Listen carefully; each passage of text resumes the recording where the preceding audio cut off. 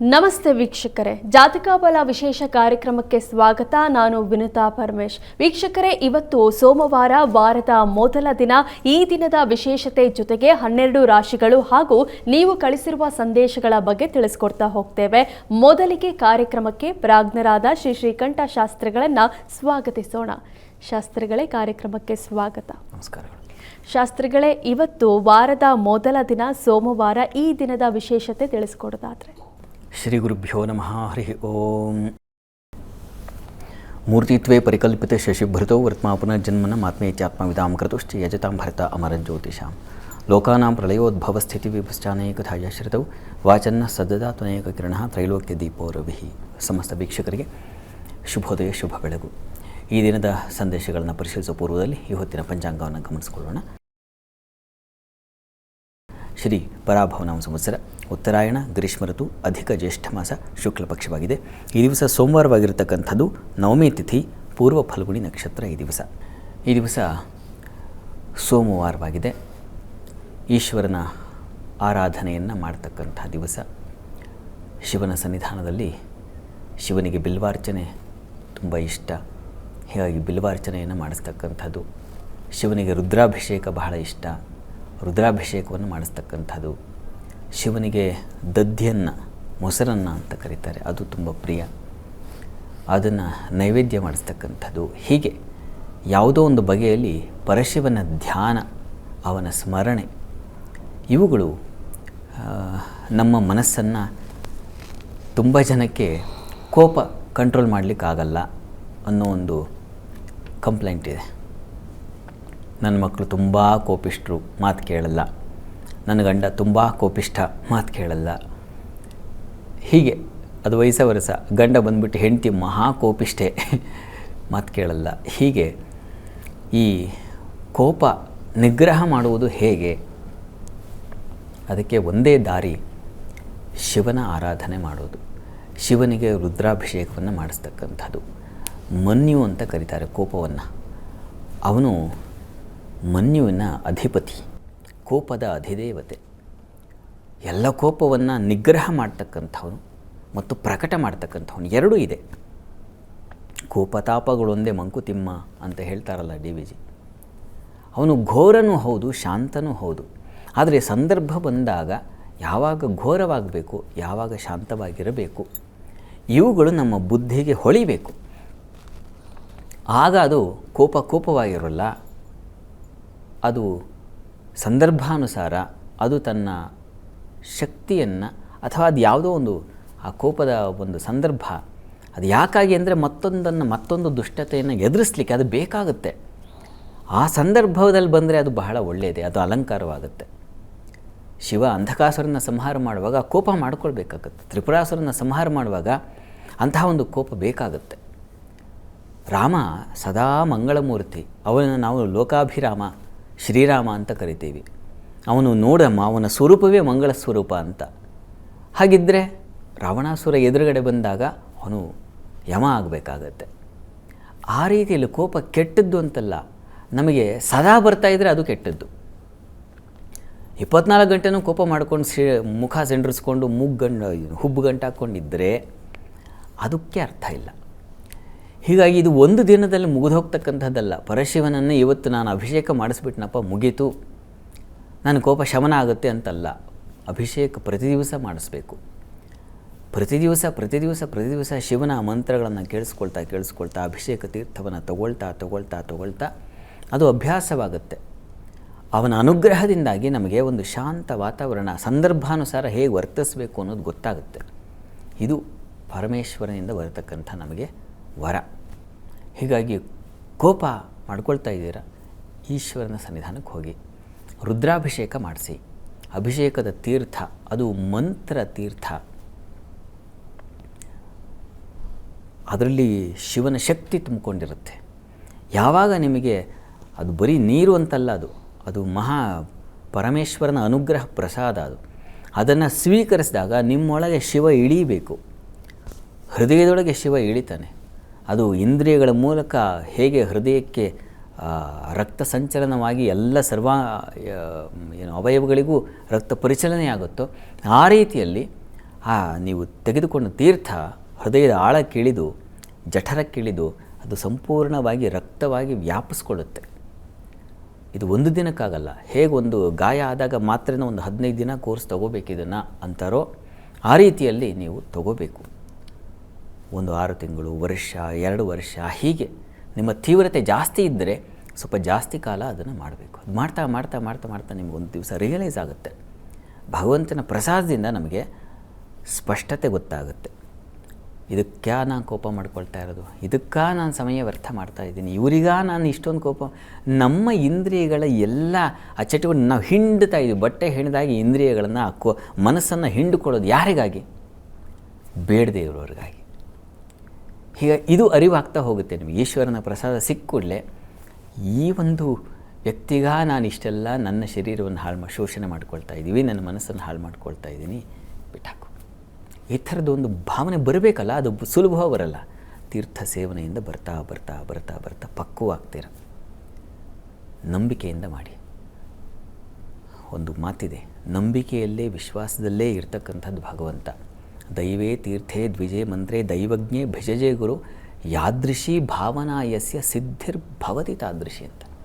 ಯಾದೃಶಿ ಭಾವನಾಯಸ್ಯ, ನೀವು ಚೆಂಡನ್ನು ಎಷ್ಟು ಸ್ಪೀಡಾಗಿ ಎಸಿತೀರೋ ಅಷ್ಟು ಸ್ಪೀಡಾಗಿ ವಾಪಸ್ ಬರುತ್ತೆ. ಹಾಗೆಯೇ ಎಷ್ಟು ತೀವ್ರವಾದ ನಂಬಿಕೆ ಇಟ್ಟಿರ್ತೀರೋ ಅಷ್ಟು ಫಲ ಬಹಳ ಬೇಗ ಸಿಗುತ್ತೆ. ಆ ರೀತಿಯಲ್ಲಿ ಈ ದಿವಸ ಪ್ರಾರಂಭ ಮಾಡಿ, ನಿಮ್ಮ ಆ ಕೋಪ ನಿರ್ಮೂಲನವಾಗಲಿ. ಸರಿ ಶಾಸ್ತ್ರಿಗಳೇ, ಕೋಪದ ಕೈಗೆ ಬುದ್ಧಿ ಕೊಡಬಾರ್ದು ಅಂತ ಹೇಳ್ತಾರೆ. ಆದರೆ ಸಾಕಷ್ಟು ಜನಕ್ಕೆ ಕೋಪ ದೌರ್ಬಲ್ಯ ಆಗಿಬಿಟ್ಟಿದೆ. ಇಂಥ ಕೋಪ ಹಿಡಿತದಲ್ಲಿ ಇರೋದಕ್ಕೆ ಏನು ಮಾಡಬೇಕು ಅಂತ ತಿಳಿಸ್ಕೊಟ್ರಿ. ಈಗ ಸಂದೇಶಗಳ ಕಡೆ ಗಮನ ಹರಿಸೋಣ. ವೀಕ್ಷಕರೇ, ಮೊದಲ ಸಂದೇಶ ಪ್ರಭು ಗದಗದಿಂದ. ಇವರು ಹುಟ್ಟಿದ ದಿನಾಂಕ 15/9/1997, ಹುಟ್ಟಿದ ಸಮಯ 10:15 AM. ಇವರ ಪ್ರಶ್ನೆ, BSc ಮುಗಿದಿದೆ, ಸರ್ಕಾರಿ ಕೆಲಸ ಸಿಗುತ್ತಾ ಅಥವಾ ಬೇರೆ ಕೆಲಸದ ಸಲಹೆ ಕೊಡಿ ಅಂತ. ಪ್ರಭು ಅವರ ಪ್ರಶ್ನೆ ಉದ್ಯೋಗಕ್ಕೆ ಸಂಬಂಧಿಸಿದೆ ಅಲ್ವಾ? ಸರ್ಕಾರಿ ನೌಕರಿನ ಅಥವಾ ಬೇರೆ ಏನು ಮಾಡಲಿ ಅಂತ ನೋಡೋಣ. ನೋಡಿ, ತಮ್ಮದು ತುಲಾ ಲಗ್ನವಾಗಿದೆ. ಲಗ್ನದಿಂದ ಕರ್ಮಾಧಿಪತಿ ಚಂದ್ರ ನಿಮ್ಮ ಜಾತಕದಲ್ಲಿ ಪಂಚಮ ಸ್ಥಾನದಲ್ಲಿ ಕೇತುಯುಕ್ತನಾಗಿದ್ದಾನೆ. ಆದರೆ ಪಕ್ಷದ ಬಲ ತುಂಬ ಚೆನ್ನಾಗಿದೆ. ಹೀಗಾಗಿ ಚಂದ್ರನಿಗೆ ತುಂಬ ಪವರ್ ಇದೆ. ಅವನು ಅಷ್ಟೇ ಅಲ್ಲ, ಲಾಭವನ್ನು ವೀಕ್ಷಿಸ್ತಾನೆ. ಲಾಭಾಧಿಪತಿಯು ಲಾಭದಲ್ಲಿದ್ದಾನೆ. ಇದೆಲ್ಲ ಒಳ್ಳೆಯ ಲಕ್ಷಣ. ಹೀಗಾಗಿ ಕೆಲಸ ಆಗುತ್ತೆ, ಆತಂಕ ಬೇಡ. ನೀವು ಕೇಳಿದಿರಿ ಸರ್ಕಾರಿ ನೌಕರಿ ಆಗುತ್ತಾ ಅಂತ. ಸರ್ಕಾರಿ ನೌಕರಿಗೂ ಬಲ ಇದೆ. ಪ್ರಸ್ತುತ ನಿಮಗೆ ಗುರುದಶೆಯಲ್ಲಿ ಈಗ ನಡೀತಾ ಇರತಕ್ಕಂಥದ್ದು ಶುಕ್ರನ ಕಾಲ. ನೋಡಿ, ಆಗಸ್ಟಿಂದ, ಇದೇ ಬರುವ ಆಗಸ್ಟಿಂದ ಮುಂದಿನ ಆಗಸ್ಟ್ವರೆಗೆ, ಮುಂದಿನಲ್ಲ 2028 ಸೆಪ್ಟೆಂಬರ್ವರೆಗೆ, ಅಲ್ಲಿವರೆಗೂ ನಿಮಗೆ ಅವಕಾಶ ಇದೆ. ಪ್ರಯತ್ನ ಮಾಡಿ. ಈ ಪ್ರಯತ್ನಕ್ಕೆ ಫಲ ಬಹಳ ಬೇಗ ಬರಬೇಕಾದ್ರೆ ಭಗವತ್ ಕೃಪೆ ಬೇಕಾಗುತ್ತೆ. ಮನುಷ್ಯ ಪ್ರಯತ್ನ, ದೈವಾನುಗ್ರಹ ಎರಡೂ ಬೇಕು. ಹೀಗಾಗಿ ನೀವು ಅಮ್ಮನವರ ಸನ್ನಿಧಾನಕ್ಕೆ ಪ್ರತಿ ಸೋಮವಾರ ನೋಡಿ, ಈ ಹೊತ್ತು ಚೆನ್ನಾಗಿದೆ, ಪ್ರತಿ ಸೋಮವಾರ ಸ್ವಲ್ಪ ಅಕ್ಕಿ ಹಾಗೂ ಸ್ವಲ್ಪ ಗೋಧಿ ಮತ್ತು ಹುರುಳಿ ಇಷ್ಟು ಧಾನ್ಯಗಳನ್ನು ದಾನ ಮಾಡಿ. ಪ್ರತಿ ಸೋಮವಾರ ಕೊಡಿ. 27ನೇ ಇಸ್ವಿ ಮುಗಿಯುವವರೆಗೆ, ಅಲ್ಲಿವರೆಗೂ ನೀವು ನಿರಂತರವಾಗಿ ಪ್ರತಿ ಸೋಮವಾರ ಶ್ರದ್ಧೆಯಿಂದ ಇದನ್ನು ಮಾಡಿ. ನಿಮ್ಮ ಸಂಕಲ್ಪ ಈಡೇರುತ್ತೆ. ಒಳ್ಳೆಯದಾಗಲಿ. ಸರಿ ಶಾಸ್ತ್ರಿಗಳೇ, ಮುಂದಿನ ಸಂದೇಶ ರಂಗನಾಥ್ ಕೆ ಯಲ್ಲೇನಹಳ್ಳಿಯಿಂದ. ಇವರು ಹುಟ್ಟಿದ ದಿನಾಂಕ 16/11/1965, ಹುಟ್ಟಿದ ಸಮಯ 4:30 ರಿಂದ 5:30 PM. ಇವರ ಪ್ರಶ್ನೆ, ಹೊಸ ಮನೆ ಕಟ್ಟಬಹುದೇ? 6 ತಿಂಗಳಿಂದ ಕೆಲಸ ಇಲ್ಲ, ಪರಿಹಾರ ತಿಳಿಸಿ ಅಂತ. ರಂಗನಾಥ್ ಅವರ ಪ್ರಶ್ನೆ ಅದು ವೃತ್ತಿ ಇಲ್ಲ ಮತ್ತು ಆಮೇಲೆ ಮನೆ ಕಟ್ಟಬಹುದಾ ಅಂತ ಕೇಳಿದ್ರೆ ನೋಡೋಣ. ನೋಡಿ, ಈ ಜಾತಕವನ್ನು ಗಮನಿಸಿದ್ರೆ ಇದು ಮೇಷಲಗ್ನವಾಗಿದೆ ತಮ್ಮದು. ಲಗ್ನದಿಂದ ಕರ್ಮಾಧಿಪತಿ ಲಾಭದಲ್ಲಿದ್ದಾನೆ ಶನೈಶ್ಚರ. ಪ್ರಸ್ತುತ ಕಾಲವನ್ನು ನೋಡೋಣ. ಈಗ ಟೈಮ್ ನಿಮಗೆ ರಾಹು ದಶೆಯಲ್ಲಿ ನಡೀತಾ ಇರತಕ್ಕಂಥದ್ದು. ಈಗ ಶುಕ್ರನ ಒಂದು ಕಾಲ ನಡೀತಾ ಇದೆ. 2027 ಜೂನ್ವರೆಗೆ ಶುಕ್ರನ ಕಾಲ ನಡೀತಾ ಇದೆ. ಶುಕ್ರ ಸ್ವಲ್ಪ ವೀಕ್ ಆಗಿದ್ದಾನೆ. ಶುಕ್ರ ವೀಕ್ ಅಂತಂದರೆ ಶತ್ರುವಿನ ಮನೆಯಲ್ಲಿದ್ದಾನೆ. ಹೀಗಾಗಿ ಅದೇನಾಗುತ್ತೆ, ಕೆಲಸಕ್ಕೆ ಪ್ರಯತ್ನಪಟ್ಟು ಸ್ವಲ್ಪ ಅದಕ್ಕೆ ಹಿನ್ನಡೆ ಉಂಟಾಗೋದು, ಈ ಥರದ ಸಾಧ್ಯತೆ. ಮತ್ತು ನವಾಂಶದಲ್ಲಂತೂ ನೀಚಾಂಶ ತೊಗೊಂಡಿದ್ದಾನೆ. ಗ್ರಹಣಾಂ ಅಂಶಕ ಬಲಂ ಅಂತ ಹೇಳುತ್ತೆ. ಅಂಶದಲ್ಲಿ ಗ್ರಹಗಳೆಲ್ಲ ಇದ್ದಾರೋ ಆ ಫಲವನ್ನು ಅವರು ಪ್ರದ ಮಾಡ್ತಾರೆ ಅಂತಿದೆ. ಹೀಗಾಗಿ ನೀವು ಹತ್ತಿರದಲ್ಲಿ ಯಾವುದಾದ್ರು ಮಹಾಲಕ್ಷ್ಮಿ ಸನ್ನಿಧಾನ ಇದ್ದರೆ ಪ್ರತಿ ಶುಕ್ರವಾರ ಸ್ವಲ್ಪ ಅವರೆಕಾಳನ್ನು ಪ್ರತಿ ಶುಕ್ರವಾರ ತಗೊಂಡು ಹೋಗ್ಕೊಡಿ. ಅದು ನಿರಂತರವಾಗಿ ಮಾಡಬೇಕು. ಅಪ್ ಟು ಎಲ್ಲಿವರೆಗೂ ಅಂತಂದರೆ 27 ಜೂನ್ವರೆಗೆ, ಮುಂದಿನ ವರ್ಷ ಜೂನ್ವರೆಗೆ ಇದನ್ನು ನಿರಂತರವಾಗಿ ತಾವು ಮಾಡಬೇಕು. ಅಲ್ಲಿವರೆಗೂ ಸ್ವಲ್ಪ ವೀಕ್ ಇದೆ. ಹೀಗಾಗಿ ಕೆಲಸದಲ್ಲಿ ತೊಡಕುಗಳು, ತೊಂದರೆಗಳು ಉಂಟಾಗುತ್ತೆ. ಕೆಲಸ ಹೋದರೂ ಸಿಕ್ಕರೂ ಸಮಾಧಾನ ಸಿಗದೆ ಹೋಗ್ತಕ್ಕಂಥದ್ದು ಈ ಥರದ್ದಿದೆ. ಈ ಕಾರಣದಿಂದಾಗಿ ತಪ್ಪದೇ ಮಹಾಲಕ್ಷ್ಮಿ ಸನ್ನಿಧಾನಕ್ಕೆ ಹೋಗಿ ಬನ್ನಿ. ಇದು ತುಂಬ ಸಹಾಯ ಮಾಡುತ್ತೆ. ನೀವು ಪ್ರಯತ್ನ ಮಾಡಿ. ಇನ್ನು ಮನೆ ಕಟ್ಟುವ ವಿಚಾರಕ್ಕೆ ತಾವು ಕೇಳಿದ್ದೀರಿ. ಚತುರ್ಥಾಧಿಪತಿ ಚಂದ್ರ ನಿಮಗೆ ಚೆನ್ನಾಗಿಲ್ಲ ಅಂತಲ್ಲ, ಚೆನ್ನಾಗಿದ್ದಾನೆ. ಆದರೆ ನಿಮಗೆ ಸದ್ಯಕ್ಕೆ 2030 ನವಂಬರ್ ಕಳೆಯುವವರೆಗೆ 2031ನೇ ಇಸವಿವರೆಗೆ ನಿಮಗೆ ಸ್ವಲ್ಪ ವೀಕ್ ಇದೆ.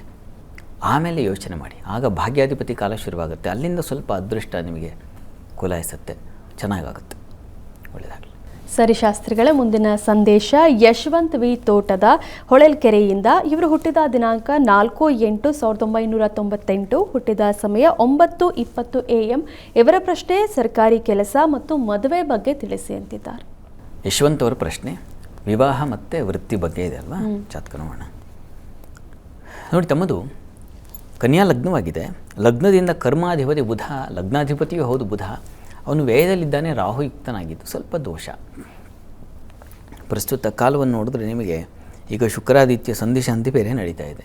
ಮೊದಲು ಸಂಧಿಶಾಂತಿ ಮಾಡಿಸಿ, ಶುಕ್ರಾದಿತ್ಯ ಸಂಧಿಶಾಂತಿ ಇದು ಮಸ್ಟ್ ಆ್ಯಂಡ್ ಶುಡ್ ಅಂತೀವಲ್ಲ, ಆ ರೀತಿಯಲ್ಲಿ ಮಾಡಿಸಲೇಬೇಕು, ಅನಿವಾರ್ಯತೆ ಇದೆ. ಅದನ್ನು ದಯವಿಟ್ಟು ಮಾಡಿಸಿ. ಅದು ಆರೋಗ್ಯಕ್ಕೂ ತೊಂದರೆ ಮಾಡುತ್ತೆ, ಈ ಥರ ಕೆಲಸಕ್ಕೂ ತೊಂದರೆ ಮಾಡುತ್ತೆ, ತೊಡಕಿನ ಕಾಲ ಇದು. ಅದನ್ನು ಮಾಡಿಸಿ. ಮತ್ತು ನವಂಬರ್ ನಂತರದಲ್ಲಿ ನಿಮಗೆ ರವಿ ಪ್ರಾರಂಭವಾಗುತ್ತೆ. ಅವನು ವ್ಯಯಾಧಿಪತಿನೇ, ಅದು ಕೂಡ ನಿಮಗೆ ಸ್ವಲ್ಪ ತೊಡಕನ್ನು ಸೂಚಿಸುತ್ತೆ. ಆಮೇಲೆ ನಿಮಗೆ 2027 ಫೆಬ್ರವರಿ ನಂತರದಲ್ಲಿ ಚಂದ್ರನ ಕಾಲ ಪ್ರಾರಂಭವಾಗುತ್ತೆ. ಅಲ್ಲಿಂದ ಸ್ವಲ್ಪ ಮಟ್ಟಿಗೆ ನಿಮಗೆ ಫಲಗಳು ಉಂಟಾಗುತ್ತೆ. ಲಾಭಾಧಿಪತಿ ಕಾಲ ಶುರುವಾಗುತ್ತೆ. ಆಗ ಎಲ್ಲದರ ಲಾಭವನ್ನು ಕಾಣ್ತೀರ. ವೃತ್ತಿ, ವಿವಾಹ ಇತ್ಯಾದಿ ಎಲ್ಲ ಮುಂದಿನ ವರ್ಷದ ಫೆಬ್ರವರಿ ಮಾರ್ಚ್ ನಂತರದಲ್ಲಿ ನಿಮಗೆ ಅವಕಾಶ ಉಂಟಾಗುತ್ತೆ. ತೊಂದರೆ ಇಲ್ಲ. ಮಾರ್ಚ್ ಕಳೆದ ಮೇಲೆ ನಿಮಗೆ ತನಗೆ ತಾನೇ ಪರಿಸ್ಥಿತಿ ಬದಲಾಗುತ್ತೆ. ಅಲ್ಲಿವರೆಗೆ ಸಂಧಿಶಾಂತಿ ದಯವಿಟ್ಟು ಈಗ ತುರ್ತಾಗಿ ಮಾಡಿಸಿ. ಒಳ್ಳೆಯದಾಗಲಿ. ಶಾಸ್ತ್ರಿಗಳ ಮುಂದಿನ ಸಂದೇಶ ತುಮಕೂರಿಂದ ಸೌಮ್ಯ. ಇವರು ಹುಟ್ಟಿದ ದಿನಾಂಕ 3/2/2003, ಹುಟ್ಟಿದ ಸಮಯ 2:55 AM. ಇವರ ಪ್ರಶ್ನೆ ಮದುವೆ ಬಗ್ಗೆ ತಿಳಿಸಿ ಅಂತ ಕೇಳ್ತಾ ಇದ್ದಾರೆ. ಸೌಮ್ಯ ಅವರ ಪ್ರಶ್ನೆ ವಿವಾಹಕ್ಕೆ ಸಂಬಂಧಿಸಿದೆ ಅಲ್ವಾ? ನೋಡಿ, ಇದು ತಮ್ಮ ಜಾತಕವನ್ನು ಪರಿಶೀಲಿಸಿದ್ರೆ ಇದು ವೃಶ್ಚಿಕ ಲಗ್ನವಾಗಿದೆ. ಲಗ್ನದಿಂದ ವಿವಾಹ ಸ್ಥಾನದಲ್ಲಿ ಶನಿ ಮತ್ತು ರಾಹುಗಳಿದ್ದಾರೆ. ಇದು ಸ್ವಲ್ಪ ತೊಡಕನ್ನು ಸೂಚಿಸುತ್ತೆ. ವಿವಾಹ ಸ್ಥಾನದಲ್ಲಿ ಕಲತ್ರಭೇ ಪಾಪಯುತೇಥ ದೃಷ್ಟೇ ಕಲತ್ರ ಹಾನಿಂ ಅಂತ ಒಂದು ಸೂತ್ರ ಇದೆ. ಪಾಪಗ್ರಹಗಳು ಅಲ್ಲಿದ್ದರೆ, ಸಪ್ತಮ ಸ್ಥಾನದಲ್ಲಿದ್ದರೆ ವಿವಾಹಕ್ಕೆ ಸ್ವಲ್ಪ ತೊಡಕನ್ನು ಉಂಟು ಮಾಡುತ್ತೆ ಅಂತ. ಹೀಗಾಗಿ ಈ ಗ್ರಹಶಾಂತಿ ಮಾಡಿಸ್ಬೇಕು. ಇದು ಅನಿವಾರ್ಯ ಇದೆ. ಇದನ್ನು ದಯವಿಟ್ಟು ಮಾಡಿಸಿ. ಇದರ ಜೊತೆಗೆ ತಾವೊಂದು ಕುಂಭ ವಿವಾಹ ಅಂತ ಬರುತ್ತೆ, ಅದನ್ನು ದಯವಿಟ್ಟು ಮಾಡಿಸಿ. ನಮ್ಮಲ್ಲಿ ಇಂಥ ತೊಡಕೇನಾದರೂ ಇದ್ದರೆ ಅದಕ್ಕೆ ಕೆಲವು ಆ ತೊಡಕನ್ನು ಬಿಡಿಸ್ಕೊಳ್ಳಿಕ್ಕೆ ಮಂತ್ರವತ್ತಾಗಿ ಕೆಲವೊಂದು ಪರಿಹಾರ ಕ್ರಮಗಳಿದ್ದಾವೆ. ತುಂಬ ಚೆನ್ನಾಗಿದೆ. ಅದರಲ್ಲಿ ವಿಶ್ವಾಸವನ್ನಿಟ್ಟು ನೀವು ಮಾಡಿಸಿದರೆ ಅವುಗಳು ಪರಿಹರಿಸ್ತವೆ. ಮುಂದಿನ ಜೀವನಕ್ಕೆ ಅದು ಒಂದು ವರವಾಗಿರುತ್ತೆ. ಯಾವುದೇ ತೊಡಕು ತೊಂದರೆಗಳನ್ನು ಕೊಡದೆ ಆ ಸಂದರ್ಭಗಳನ್ನು ಪಾರ ಮಾಡುತ್ತೆ ಸುಲಭವಾಗಿ. ಹೀಗಾಗಿ ಕುಂಭ ವಿವಾಹ ಮತ್ತು ಈ ಗ್ರಹಶಾಂತಿ ದಯವಿಟ್ಟು ಎರಡನ್ನು ಮಾಡಿಸಿ. ಅನಂತರದ ನಿಮಗೆ ಸ್ವಲ್ಪ ಅನುಕೂಲ ಆಗುತ್ತೆ. ಪ್ರಸ್ತುತ ಗುರುದಶೆಯಲ್ಲಿ ತಮಗೆ ನಡೀತಾ ಇರತಕ್ಕಂಥದ್ದು ಈಗ ಬುಧನ ಕಾಲ ನಡೀತಾ ಇದೆ. ಹೀಗಾಗಿ ನಿಮಗೆ 2028 ಆಗಸ್ಟ್ ಅಲ್ಲಿಂದ ನಿಮಗೆ ಒಳ್ಳೆಯ ಕಾಲ ಶುರುವಾಗುತ್ತೆ. ಅಲ್ಲಿವರೆಗೆ ಸ್ವಲ್ಪ ಸಮಾಧಾನ ಬೇಕು. ಅಷ್ಟರಲ್ಲಿ ಎಲ್ಲ ಗ್ರಹಶಾಂತಿಯನ್ನು ಮಾಡಿಸಿ ಅನುಕೂಲ ಆಗುತ್ತೆ. ಗಾಬರಿ ಬೇಡ. ಒಂದು ತೊಡಕಿದೆ ಅಂದರೆ, ಮನುಷ್ಯನಿಗೆ ಯಾವುದೋ ಒಂದು ಸಣ್ಣ ಕಾಯಿಲೆ ಬಂದಿದೆ ಅಂದರೆ ಆತಂಕ ಪಡುವ ಅವಶ್ಯಕತೆ ಇಲ್ಲ. ಟ್ರೀಟ್ಮೆಂಟ್ ತೊಗೊಂಡ್ರೆ ಆಗುತ್ತಲ್ವಾ, ಸರಿ ಹೋಗುತ್ತೆ. ಆಮೇಲೆ ನಾವು ಹಾಗೆ ಗಾಬರಿ ಮಾಡ್ಕೊಂಬಿಡ್ತೀವಿ. ನಾವು ಬದುಕುವ ಒಂದು 70-80 ವರ್ಷ ಅಂತ ಆವರೇಜ್ ಇಟ್ಕೊಂಡ್ರೆ ಆ ಕಾಯಿಲೆ ನಮ್ಮನ್ನು ಎಷ್ಟಮ್ಮಮ್ಮ ಅಂದರೆ 1 ತಿಂಗಳು, ಹೆಚ್ಚಂದರೆ 1 ತಿಂಗಳು ಬಾಧಿಸ್ಬೋದು. ಬೇಡಪ್ಪ 6 ತಿಂಗಳು ಬಾಧಿಸ್ಬೋದು ತೀವ್ರವಾಗಿದ್ದರೆ. ಅಷ್ಟು 80 ವರ್ಷದಲ್ಲಿ 6 ತಿಂಗಳು ಯಾವ ಮಹದ್ದೇಳಿ. ಹೀಗೆ ಇದೊಂದು ಸಣ್ಣ ನಿಮ್ಮ ಇಡೀ ಕಾಲಘಟ್ಟದ ಹೋಲಿಸಿದ್ರೆ ಇದೊಂದು ಸಣ್ಣ ಒಂದು ತೊಡಕಿನ ಕಾಲ. ಇದನ್ನು ಬಿಡಿಸ್ಕೊಳ್ಳೋಕೆ ಆರಾಧನೆ ಸಾಕಾಗುತ್ತೆ. ಈ ಆರಾಧನೆಗಳನ್ನು ಮಾಡಿ. ಒಳ್ಳೆಯದಾಗಲಿ. ಶಾಸ್ತ್ರಿಗಳೇ, 12 ರಾಶಿಗಳ ಬಗ್ಗೆ ತಿಳಿಸ್ಕೊಡೋದಾದರೆ? 12 ರಾಶಿಗಳ ಫಲಾಫಲ ತಿಳಿಯುವ ಮುನ್ನ ಈ ಹೊತ್ತಿನ ಗ್ರಹಸ್ಥಿತಿಯನ್ನು ಒಂದು ಸಲ ಗಮನಿಸ್ಕೊಳ್ಳೋದಾದರೆ, ಮೇಷರಾಶಿಯಲ್ಲಿ ಕುಜನನ್ನು ಕಾಣ್ತಾ ಇದ್ದೀವಿ. ವೃಷಭ ರಾಶಿಯಲ್ಲಿ ಅಲ್ಲಿ ಬುಧಾದಿತ್ಯ ಯೋಗ, ರವಿ ಬುಧರ ಯುತಿಯನ್ನು ಕಾಣ್ತಾ ಇದ್ದೀವಿ. ಇನ್ನು ಗುರು ಮತ್ತು ಶುಕ್ರರನ್ನು ಕಾಣ್ತಾ ಇದ್ದೀವಿ ಮಿಥುನ ರಾಶಿಯಲ್ಲಿ. ಕೇತು ಈ ದಿವಸ ಕೇತುವನ್ನು ಕಾಣ್ತಾ ಕೇತುವಿನ ಜೊತೆಗೆ ಚಂದ್ರನೂ ಇದ್ದಾನೆ ಈ ದಿವಸ ಅಲ್ಲಿ, ಅದು ಸಿಂಹ ರಾಶಿಯಲ್ಲಿ. ಇನ್ನು ಮಾಂದಿ ಉದಯ ಆಗಿರ್ತಕ್ಕಂಥದ್ದು ಕನ್ಯಾ ರಾಶಿಯಲ್ಲಿ, ರಾಹು ಇರತಕ್ಕಂಥದ್ದು ಕುಂಭ ರಾಶಿಯಲ್ಲಿ, ಮೀನ ರಾಶಿಯಲ್ಲಿ ಶನೈಶ್ಚರ. ಹೀಗಿರುವಾಗ 12 ರಾಶಿಗಳ ಫಲಾಫಲ ತಿಳಿತಾ ಹೋಗೋಣ. ಮೊದಲಿಗೆ ಮೇಷರಾಶಿ. ಮೇಷರಾಶಿಯವರಿಗೆ ದಿವಸ ನೋಡಿ, ನಿಮ್ಮ ರಾಶಿಯಿಂದ ಚಂದ್ರಕೇತು ಒಟ್ಟಾಗಿದ್ದಾರೆ ಪಂಚಮದಲ್ಲಿ. ತಾಯಿ ಮಕ್ಕಳಿಗೆ ಒಂಥರ ಟಗ್ ಆಫ್ ವಾರ್ ಅಂತ ಶುರುವಾಗ್ಬಿಡುತ್ತೆ, ಜಗಳ ಕದನ ಈ ಥರ ಆಗೋ ಸಾಧ್ಯತೆ ಈ ದಿವಸ ಇದೆ. ಸ್ವಲ್ಪ ಹುಷಾರು, ಸಮಾಧಾನವಾಗಿರಿ. ಈ ದಿವಸ ನಿಮಗೆ ಮಾಂದಿ ಷಷ್ಠದಲ್ಲಿದ್ದರೂ ಸ್ವಲ್ಪ ಸಾಲದ ಬಾಧೆ ಸೂಚಿಸ್ತಾ ಇದೆ. ಆರೋಗ್ಯದಲ್ಲೂ ಸ್ವಲ್ಪ ಏರುಪೇರಾಗಿಬಿಡುತ್ತೆ, ಸ್ವಲ್ಪ ಹುಷಾರು. ವೈಷಮ್ಯಗಳು ಇದಕ್ಕಿದ್ದ ಹಾಗೆ ಜಗಳ ಕಲಹ ಸುತ್ತಕೊಂಡ್ಬಿಡುತ್ತೆ, ಆವರಿಸ್ಬಿಡುತ್ತೆ. ಯಾಕೆ ಅಂತ ಪ್ರಶ್ನೆಯೇ ಇಲ್ಲ, ಅದು ಕಾರಣವೇ ಗೊತ್ತಾಗೋದಿಲ್ಲ. ಆ ರೀತಿಯಲ್ಲಿ ಆಗುತ್ತೆ ಈ ದಿವಸ, ಅಂಥದ್ದೊಂದು ಸಂದರ್ಭ ಎದುರಾಗುತ್ತೆ. ಆದರೆ ನಿಮಗೆ ಸಹೋದರಿಂದ ಉತ್ತಮ ಸಲಹೆ, ಅವರಿಂದ ಸಹಾಯ ಸಹಕಾರ ಇವುಗಳನ್ನು ನಿರೀಕ್ಷೆ ಮಾಡ್ಬೋದು ಈ ದಿವಸ. ಪ್ರಾರ್ಥನೆಗೆ ದಿವಸ ತಪ್ಪದೇ ಲಲಿತಾ ಸಹಸ್ರನಾಮ ಹೇಳ್ಕೊಳ್ಳಿ. ಲಲಿತಾ ಪ್ರಾರ್ಥನೆ ತುಂಬ ಒಳ್ಳೆಯದು. ಇನ್ನು ವೃಷಭ ರಾಶಿಯವರಿಗೆ ದಿವಸ ನಿಮಗೆ ನೋಡಿ, ಪ್ರಯಾಣದಲ್ಲಿ ಸ್ವಲ್ಪ ಹುಷಾರು. ಸ್ತ್ರೀಯರು ನೀವೇ ಏನೋ ಡ್ರೈವ್ ಮಾಡ್ತಾಯಿದ್ದೀರಾ ಅಂದರೆ ಬಹಳ ಎಚ್ಚರಿಕೆ ವಹಿಸಬೇಕು. ರೋಡ್ ರೇಜ್ ಇತ್ಯಾದಿ ಅಲ್ಲೇ ರಸ್ತೆಯಲ್ಲೇ ಶುರುವಾಗ್ಬಿಡುತ್ತೆ ಗಲಾಟೆ, ಆ ರೀತಿಯ ಸಂದರ್ಭ ಇದೆ, ಹುಷಾರು. ಮತ್ತು ಈ ದಿವಸ ಕೆಲಸ ಕಾರ್ಯಗಳಲ್ಲಿ ತುಂಬ ಚೆನ್ನಾಗಿದೆ. ವೃತ್ತಿಯಲ್ಲಿ ಹಿರಿಯರ ಸಹಾಯ ಸಹಕಾರ, ಸೀನಿಯರ್ಸಿಂದ ಒಳ್ಳೆ ಗೈಡೆನ್ಸ್ ಸಿಗ್ತಕ್ಕಂಥದ್ದು, ಈ ರೀತಿಯಲ್ಲಿ ತುಂಬ ಚೆನ್ನಾಗಿದೆ. ಈ ದಿವಸ ನಿಮಗೆ ಪಂಚಮದಲ್ಲಿ ಮಾಂದಿ ಉದಯ ಆದರೆ ಸ್ವಲ್ಪ ಮಟ್ಟಿಗೆ ಉದರ ಬಾಧೆ, ಹೊಟ್ಟೆ ಅಪ್ಸೆಟ್ ಆಗಿಬಿಡುತ್ತೆ.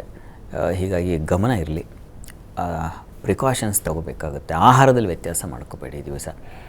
ಪ್ರಾರ್ಥನೆಗೆ ದಿವಸ ಆರೋಗ್ಯ ದೃಷ್ಟಿಯಿಂದ ಆದಿತ್ಯ ಹೃದಯ ಕೇಳಿಸ್ಕೊಳ್ಳಿ, ಹೇಳ್ಕೊಳ್ಳಿ, ಅದು ತುಂಬ ಬಲ ಕೊಡುತ್ತೆ. ಇನ್ನು ಮಿಥುನ ರಾಶಿಯವರಿಗೆ ದಿವಸ ವೃತ್ತಿಯಲ್ಲಿ ತುಂಬ ಚೆನ್ನಾಗಿದೆ. ಕೆಲಸ ಕಾರ್ಯಗಳಲ್ಲಿ ಹಿರಿಯರ ಸಹಕಾರ ಸಹಾಯ, ನೀವು ನಿರೀಕ್ಷೆ ಮಾಡದೇ ಇದ್ದರೂ ಸಹಾಯ ಮಾಡ್ತಕ್ಕಂಥದ್ದು, ಈ ರೀತಿಯ ಒಂದು ಸಂದರ್ಭ ಎದುರಾಗುತ್ತೆ. ಈ ದಿವಸ ಸ್ವಲ್ಪ ಪ್ರಯಾಣದಲ್ಲಿ ನಿಮಗೂ ತೊಂದರೆ ಇದೆ, ಪ್ರಯಾಣದಲ್ಲಿ ಸ್ವಲ್ಪ ಹುಷಾರು. ಹಳ್ಳಿಗಳಲ್ಲಿ ನೋಡಿ, ಜಗಳ ತಗಾದೆ ಘರ್ಷಣೆ ಅಲ್ಲಿ ಶುರುವಾಗ್ಬಿಡ್ತು, ಏನೋ ಗುಂಪು ಘರ್ಷಣೆ ಈ ಥರದ್ದೊಂದು ಸಂದರ್ಭ, ಅಥವಾ ಈ ಜಗಳದ ವಾರ್ತೆಯೂ ಅದು ಇದೆ, ಆ ಸಂದರ್ಭವನ್ನು ಸೂಚಿಸುತ್ತೆ, ಅಂತಹ ಫಲವನ್ನು ಸೂಚಿಸ್ತಾ ಇದೆ. ಹೀಗಾಗಿ ಈ ದಿವಸ ಮಿಥುನ ರಾಶಿಯವರಿಗೆ ಅದು ಯಾವುದೋ ಜಗಳ ಕೇಳಿಸ್ಕೊಂಡೆ ಅಂತ ಅದು ತಲೆನೋವು ಬಂದುಬಿಡುತ್ತೆ. ಮತ್ತು ಬಂಧುಗಳ ವಿಚಾರದಲ್ಲಿ, ಸ್ನೇಹಿತರ ವಿಚಾರದಲ್ಲಿ ತುಂಬ ಕ್ಲೋಸ್ ಇರ್ತಾರೆ, ಇದ್ದಕ್ಕಿದ್ದ ಹಾಗೆ ರಿವರ್ಸ್ ಆಗಿಬಿಟ್ಟಿರ್ತಾರೆ. ಆ ರೀತಿಯ ಸಾಧ್ಯತೆ ಇದೆ ಈ ದಿವಸ. ಹುಷಾರು, ಹೆಚ್ಚು ಡಿಪೆಂಡ್ ಆಗಬೇಡಿ ಅವ್ರ ಕಡೆಗೆ. ಇನ್ನು ಉಳಿದ ಹಾಗೆ ಸಂಗಾತಿಯಲ್ಲಿ ಸಾಮರಸ್ಯ, ಪ್ರೀತಿ, ವಿಶ್ವಾಸ ಇದೆಲ್ಲ ತುಂಬ ಚೆನ್ನಾಗಿದೆ. ಪ್ರಾರ್ಥನೆಗೆ ದಿವಸ ವಿಷ್ಣು ಸಹಸ್ರನಾಮ ಹೇಳ್ಕೊಳ್ಳಿ. ಇನ್ನು ಕರ್ಕಟಕ ರಾಶಿಯವರಿಗೆ ದಿವಸ ನೋಡಿ, ನಿಮ್ಮ ರಾಶ್ಯಾಧಿಪತಿ ದ್ವಿತೀಯದಲ್ಲಿ ಕೇತುಯುಕ್ತನಾಗಿದ್ದಾನೆ. ಹೀಗಾಗಿ ಆಹಾರ ವ್ಯತ್ಯಾಸ ಆಗಬಹುದು, ಸ್ವಲ್ಪ ಹುಷಾರು. ಆಹಾರದ ಕಡೆ ಗಮನ ಇರಲಿ. ನೀರಿನ ವಾಟರ್ ಇನ್ಫೆಕ್ಷನ್ಸು ಈ ಥರದ್ದಾಗೋ ಸಾಧ್ಯತೆಯೂ ಇದೆ, ಸ್ವಲ್ಪ ಹುಷಾರು. ಉಳಿದ ಹಾಗೆ ವೃತ್ತಿಯಲ್ಲಿ ತುಂಬ ಚೆನ್ನಾಗಿದೆ ಈ ದಿವಸ. ಕೆಲಸ ಕಾರ್ಯಗಳಲ್ಲಿ ಅಧಿಕಾರದ ಬಲ, ಅಥವಾ ನಿಮ್ಮ ಕೆಲಸಗಳಿಗೆ ಒಂದು ಮಾನ್ಯತೆ, ಭದ್ರತೆ ಸಿಗ್ತಕ್ಕಂಥದ್ದು, ಈ ರೀತಿಯಲ್ಲೆಲ್ಲ ಒಂದು ಸಂದರ್ಭ ಚೆನ್ನಾಗಿದೆ. ಥ್ರೋಟ್ ಇನ್ಫೆಕ್ಷನ್ ಆಗೋ ಸಾಧ್ಯತೆ ಇದೆ ಈ ದಿವಸ. ಸ್ವಲ್ಪ ಭಯ ಆತಂಕವನ್ನು ಸೂಚಿಸ್ತಾ ಇದೆ. ಆಂಜನೇಯನ ಪ್ರಾರ್ಥನೆ ಮಾಡೋದು ತುಂಬ ಒಳ್ಳೆಯದು. ಇನ್ನು ಸಿಂಹರಾಶಿಯವರಿಗೆ ದಿವಸ ವೃತ್ತಿಯಲ್ಲಿ ತುಂಬ ಚೆನ್ನಾಗಿದೆ. ಕೆಲಸದಲ್ಲಿ ಲಾಭ, ಹಿರಿಯರಿಂದ ಸಹಾಯ ಸಹಕಾರ, ಈ ರೀತಿಯಲ್ಲಿ ತುಂಬ ಚೆನ್ನಾಗಿದೆ. ಈ ದಿವಸ ನಿಮಗೆ ಆಹಾರ ವ್ಯತ್ಯಾಸ ಸೂಚಿಸ್ತಾ ಇದೆ. ಕುಟುಂಬದಲ್ಲಿ ಘರ್ಷಣೆ, ಹಣಕಾಸಿನ ತೊಂದರೆ ಇದನ್ನು ಸೂಚಿಸ್ತಾ ಇದೆ. ಆದರೆ ದೈವಾನುಕೂಲ ಚೆನ್ನಾಗಿರೋದ್ರಿಂದ, ಅದೃಷ್ಟ ನಿಮ್ಮ ಕಡೆ ಇರೋದರಿಂದ ಕಷ್ಟದಿಂದ ಸುಲಭವಾಗಿ ಪಾರಾಗ್ತೀರ. ಈ ದಿವಸ ನೀವು ಕೃಷ್ಣ ಸನ್ನಿಧಾನದಲ್ಲಿ ಒಂದು ತುಳಸಿ ಅರ್ಚನೆ ಮಾಡಿಸಿ. ಇನ್ನು ಕನ್ಯಾ ರಾಶಿಯವರಿಗೆ ದಿವಸ ವೃತ್ತಿಯಲ್ಲಿ ತುಂಬ ಚೆನ್ನಾಗಿದೆ. ಕೆಲಸ ಕಾರ್ಯಗಳಲ್ಲಿ ಹೆಚ್ಚಿನ ಅನುಕೂಲ, ಒಂದು ಮಾನ್ಯತೆ, ಗೌರವ ಸಿಗ್ತಕ್ಕಂಥದ್ದು. ಸಂಗಾತಿಯಲ್ಲೂ ಅಷ್ಟೇ ಸಾಮರಸ್ಯ, ಪ್ರೀತಿ, ವಿಶ್ವಾಸ ಚೆನ್ನಾಗಿದೆ ದಿವಸ. ಹೆಣ್ಣು ಮಕ್ಕಳಿಗೆ ಸ್ವಲ್ಪ ಅತಿಯಾದ ಓಡಾಟ, ವ್ಯಯ ಸೂಚಿಸ್ತಾ ಇದೆ. ಮತ್ತು ಆರೋಗ್ಯದಲ್ಲಿ ಸ್ವಲ್ಪ ಸುಸ್ತಾಗ್ತೀರ. ಯಾಕೋ ಇದ್ದಕ್ಕಿದ್ದ ಹಾಗೆಯೇ ಶರೀರದಲ್ಲಿ ಸ್ವಲ್ಪ ಬಲ ಇಲ್ಲ ಅಂತ ಅನ್ನಿಸ್ಲಿಕ್ಕೆ ಶುರುವಾಗುತ್ತೆ. ಧನ್ವಂತರಿ ಪ್ರಾರ್ಥನೆ ಮಾಡಿ. ಇನ್ನು ತುಲಾರಾಶಿಯವರಿಗೆ ವೃತ್ತಿಯಲ್ಲಿ ದಿವಸ ತುಂಬ ಚೆನ್ನಾಗಿದೆ, ಲಾಭದಾಯಕವಾಗಿದೆ. ಈ ನೀರು, ಹಾಲು, ಹೈನು ಈ ಕ್ಷೇತ್ರದವರಿಗೆ ತುಂಬ ಚೆನ್ನಾಗಿದೆ ಈ ದಿವಸ. ಮತ್ತು ಈ ದಿವಸ ಶುಭ ಧರ್ಮ ಕಾರ್ಯಗಳು, ಕ್ಷೇತ್ರ ದರ್ಶನ, ದೇವಸ್ಥಾನಕ್ಕೆ ಹೋಗಿ ಬರತಕ್ಕಂಥದ್ದು, ಈ ರೀತಿಯಲ್ಲಿ ಒಂದು ಶುಭ ಸಂಕಲ್ಪ ಮಾಡ್ತಕ್ಕಂಥದ್ದು ಅದೆಲ್ಲ ಚೆನ್ನಾಗಿದೆ. ಸಂಗಾತಿಯಲ್ಲೂ ಅಷ್ಟೇ ಪ್ರೀತಿ, ವಿಶ್ವಾಸ ತುಂಬ ಚೆನ್ನಾಗಿದೆ. ಅನ್ಯೋನ್ಯತೆ ಬರುತ್ತೆ ಈ ದಿವಸ. ಈ ದಿವಸ ನಿಮಗೆ ಕಣ್ಣಿನ ಬಾಧೆ ಸೂಚಿಸ್ತಾ ಇದೆ, ಹುಷಾರು. ನಾರಾಯಣ ಸ್ಮರಣೆ ಮಾಡಿ. ವೃಶ್ಚಿಕ ರಾಶಿಯವರಿಗೆ ವೃತ್ತಿಯಲ್ಲಿ ಈ ದಿವಸ ತುಂಬ ಚೆನ್ನಾಗಿದೆ, ಹೆಚ್ಚಿನ ಅನುಕೂಲ ಉಂಟಾಗುತ್ತೆ. ಸ್ತ್ರೀಯರಿಗೆ ಒಂದು ಬಲ ಇದೆ. ಸ್ವಲ್ಪ ಕಾರ್ಯ ವಿಘ್ನಗಳನ್ನು ಸೂಚಿಸ್ತಾ ಇದೆ. ಹೀಗಾಗಿ ಗಣಪತಿ ಪ್ರಾರ್ಥನೆ ಮಾಡ್ಕೊಂಡು ಕೆಲಸಕ್ಕೆ ಹೋದರೆ ಬಹಳ ಒಳ್ಳೆಯದು. ಉಳಿದ ಹಾಗೆ ದಿವಸ ಲಾಭ ಕಾಣ್ತೀರಾ, ಸಂಶಯ ಇಲ್ಲ.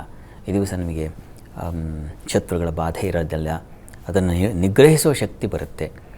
ಮುಖ್ಯವಾಗಿ ಲಾಭ ಇದೆ, ಚೆನ್ನಾಗಿದೆ ಈ ದಿವಸ. ಹೆಚ್ಚಿನ ಶುಭ ಕಾಣ್ತೀರ. ಪ್ರಾರ್ಥನೆ ಈ ದಿವಸ ಇಷ್ಟ ದೇವತೆ ಆರಾಧನೆ ಮಾಡಿ. ಇನ್ನು ಧನುರಾಶಿಯವರಿಗೆ ವೃತ್ತಿಯಲ್ಲಿ ದಿವಸ ಮಹಾ ಕಿರಿಕಿರಿ ರೀ.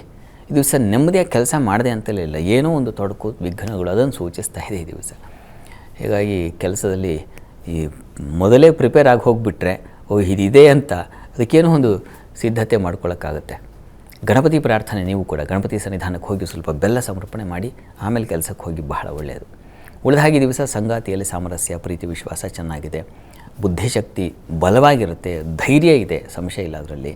ಈ ದಿವಸ ಸ್ನೇಹಿತರಿಂದ ಸಹಾಯ ಸಿಗುತ್ತೆ, ಅದು ಕೂಡ ಚೆನ್ನಾಗಿದೆ, ತೊಂದರೆ ಇಲ್ಲ. ವೃತ್ತಿಗೆ ಸಂಬಂಧಿಸಿದಾಗ ಸ್ವಲ್ಪ ತೊಡಕು, ಗಣಪತಿ ಪ್ರಾರ್ಥನೆ ಮಾಡಿ.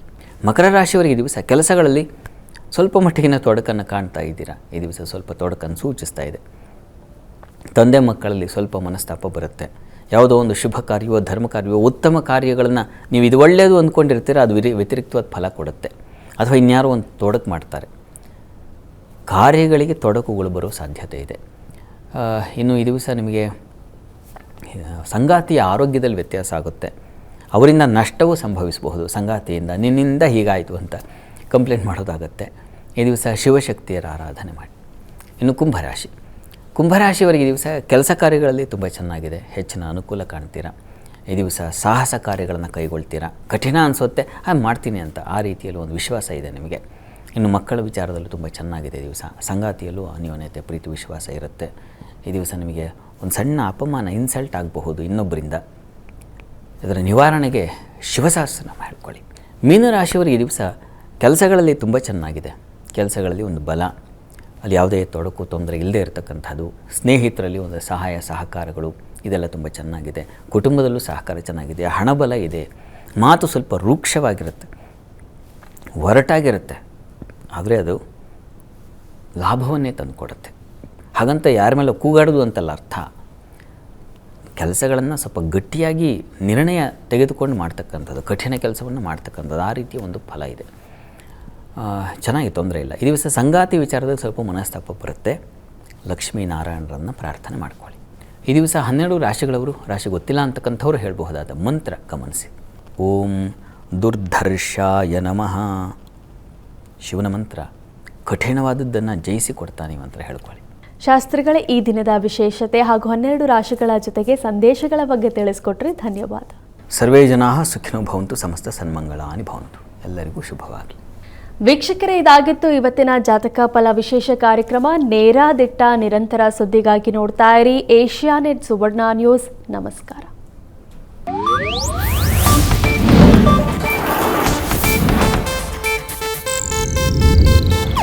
ಇದು ಏಷ್ಯಾನೆಟ್ ನ್ಯೂಸ್ ನೆಟ್ವರ್ಕ್ ಪ್ರಸ್ತುತಿ.